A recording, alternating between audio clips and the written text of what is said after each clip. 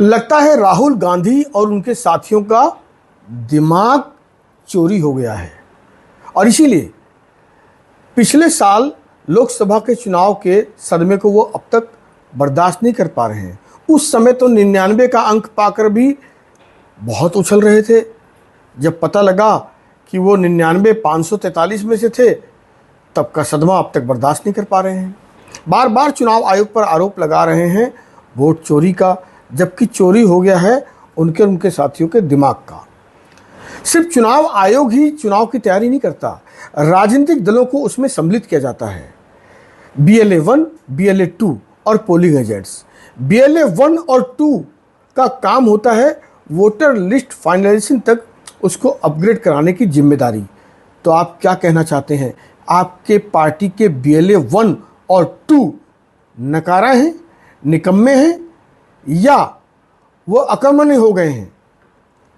Polling agents उस टोली का जो चुनाव कराती है एक बूथ का, उसके अंदर हर पार्टी का एक रिप्रेजेंटेटिव होता है, उसे पोलिंग एजेंट कहते हैं। वह ये सत्यापित करता है कि हाँ, यह वोटर ठीक है या नहीं है।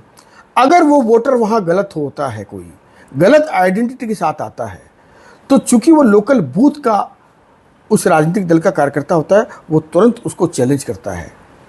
तो कांग्रेस पार्टी क्या मानती है कि उसके पोलिंग एजेंट्स जो बूथ के अंदर ईवीएम मशीन में जब वोट डाली जाती है, वो भी अंदर नकारा, निकम्मा या पब्लिक से कटा हुआ, या फिर क्या है?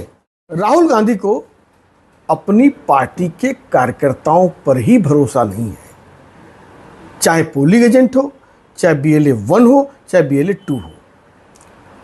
अब जबकि वो विसंगतियां बता रहे हैं चुनाव आयोग की, तो चुनाव आयोग तो SIR के माध्यम से उस विसंगतियों को दूर करने का ही प्रयास कर रहा है।